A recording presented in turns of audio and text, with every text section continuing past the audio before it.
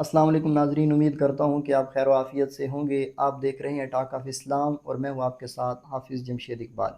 سلامتی ہو ان آنکھوں پر جو دیدار مصطفیٰ کی طلب رکھتی ہیں، اور سلامتی ہو ان کانوں پر جو صدائے حق سننے کے منتظر رہتے ہیں۔ ناظرین، آج آپ کے ساتھ ایک بار پھر حاضر ہوں ایک نئے موضوع کے ساتھ۔ اکثر اوقات ہم سب کا سفر پر جانا ہوتا ہے، اور جب سفر پر جاتے ہیں تو ہمیں نماز بھی پڑھنا ہوتی ہے۔ تو نماز پڑھنے کے حوالے سے ایک سوال ہمارے ذہن میں گونجتا ہے، وہ ہے نماز قصر، کہ نماز قصر کیسے پڑھیں، نماز قصر کا طریقہ کار کیا ہے، اور نماز قصر کے متعلق اور بھی بہت سارے سوالات ہمارے ذہن میں آتے ہیں۔ تو میں نے یہ بہتر سمجھا کہ آج نماز قصر کے حوالے سے ہم یہ جاننے کی کوشش کرتے ہیں۔ تو اس حوالے سے ہمارے ساتھ حاضر ہیں محمد ذیشان، تو ہم ان سے اس بارے میں جاننے کی کوشش کریں گے۔ السلام علیکم وعلیکم السلام ورحمۃ اللہ وبرکاتہ۔ حافظ صاحب، آپ کیسے ہیں؟ الحمدللہ ٹھیک ٹھاک، آپ سنائیں۔ الحمدللہ، اللہ کا فضل، میں بھی ٹھیک ہوں۔ اچھا سر، ہم آپ سے نماز قصر کے حوالے سے کچھ جاننا چاہیں گے، کیا آپ ہماری رہنمائی کریں گے؟ جی انشاءاللہ ضرور۔ سر، یہ نماز قصر کیا ہے؟ نماز قصر یہ ہے کہ جو 4 رکعت والی نماز فرض ہے وہ 2 رکعت پڑھنا، یہ نماز قصر ہے۔ یعنی 4 رکعت جو ہے اس کو 2 رکعت پڑھنا، یہ نماز قصر ہے۔ کیا قرآن و سنت میں بھی نماز قصر کا کوئی حکم جی ملتا ہے؟ بالکل واضح طور پر ہے۔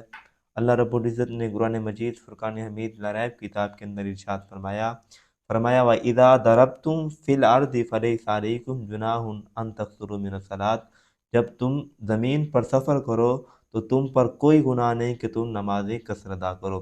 اور حدیث مبارکہ میں بھی موجود ہے صحیح بخاری کے اندر کہ آقا علیہ الصلوۃ والسلام جب سفر فرمایا کرتے تھے تو 4 رکعت والی نماز جو ہے وہ 2 رکعت ادا فرمایا کرتے تھے۔ جی ناظرین، یہ بھی واضح ہو گیا کہ نماز قصر وہ ہے کہ سفر کی حالت میں جب ہم 4 رکعتوں والی نماز کو 2 رکعت پڑھتے ہیں تو یہ نماز قصر ہے، اور قرآن اور حدیث میں اس کے واضح جو ہے وہ دلیلیں موجود ہیں۔ تو حضرت ہمارا سوال دوسرا یہ ہے کہ پھر سفر جو نماز قصر ہوگی تو اس کی مقدار کیا ہوگی، یعنی کتنے سفر میں یہ جی نماز بالکل، قصر ہم پر ہوگی؟ دیکھو حدیث مبارکہ میں مسافت کی جو مقدار ہے وہ صراحتاً جو ہے متعین نہیں ہے، بلکہ بعض صحابہ کرام کے عمل سے بعض فقہا نے فرمایا ہے کہ اگر میل کا اعتبار کیا جائے تو وہ 48 میل ہے، اور اگر کلومیٹر کا اعتبار کیا جائے تو وہ 92 کلومیٹر ہے۔ اگر کوئی شخص 92 کلومیٹر سفر کرتا ہے یا 48 میل سفر کرتا ہے تو وہ مسافر کہلائے گا اور نماز بھی قصر ادا کرے گا۔ اور اگر کوئی شخص 92 کلومیٹر سے کم ادا کرتا ہے سفر اور 48 میل سے کم ادا کرتا ہے تو وہ مسافر نہیں کہلائے گا بلکہ مقیم کہلائے گا اور نماز بھی پوری ادا کرے گا۔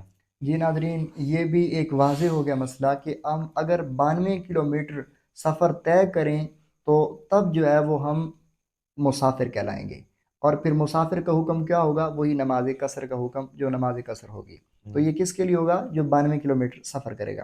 حضرت ہمارا تیسرا سوال یہ ہے کہ عموماً اگر کوئی شخص 92 کلومیٹر سفر کرتا ہے جی لیکن راستے میں اسے کسی جگہ پر 3 دن یا 4 دن 5 دن کے لیے ٹھہرنا پڑ جاتا ہے، اس کا ارادتاً 92 کلومیٹر سفر ہی کا ہے، تو جو وہاں پر وہ ٹھہرے گا تو وہ دنوں کا تعین پھر کیسے ہوگا، اور اس میں نمازوں کا کیا حکم ہوگا؟ دیکھیں کہ اگر وہ 15 دن ٹھہرا ہے یا 15 دن سے جو ہے وہ زائد ٹھہرا ہے تو وہ نماز مکمل ادا کرے گا، وہ مسافر نہیں بلکہ مقیم کہلائے گا اور نماز بھی پوری ادا کرے گا۔ اور اگر جو ہے وہ 15 دن سے کم ٹھہرا ہے اور اس کا ارادہ بھی نہیں ہے تو وہ مسافر کہلائے گا اور نماز بھی قصر ادا کرے گا۔ جی، یہ بھی واضح ہو گیا۔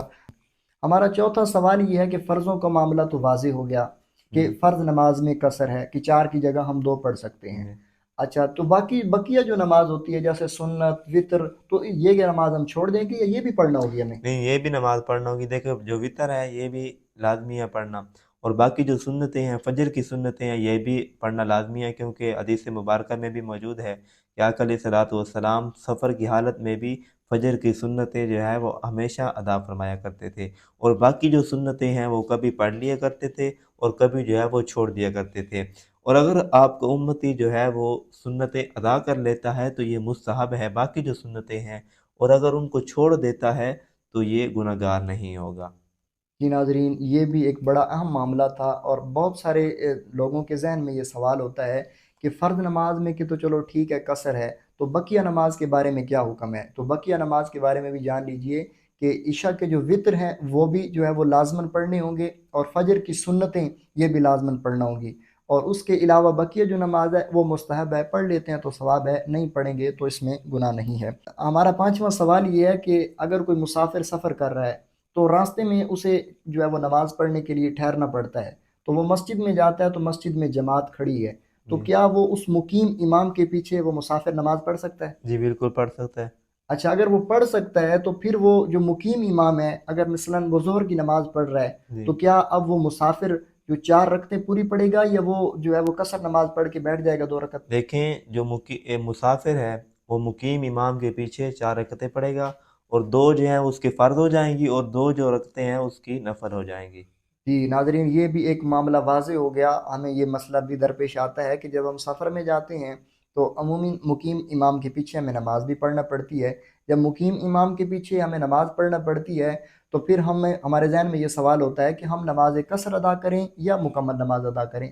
تو جب ہم کسی مقیم امام کے پیچھے نماز پڑھیں گے تو پھر ہم قصر نہیں بلکہ مکمل نماز ادا کریں گے۔ ناظرین، امید کرتا ہوں کہ آپ کو آج کا ہمارا یہ ٹاپک اچھا لگا ہوگا۔ اگر نماز قصر کے حوالے سے آپ کے ذہن میں کوئی بھی سوال ہو تو آپ کمنٹ سیکشن میں پوچھ سکتے ہیں، اور ناظرین ہمارے اس یوٹیوب چینل ٹاک آف اسلام کو ضرور سبسکرائب کر دیجئے اور بیل آئیکن کو ضرور پریس کر دیجئے تاکہ آنے والی ہر نئی ویڈیوز آپ تک بآسانی پہنچے۔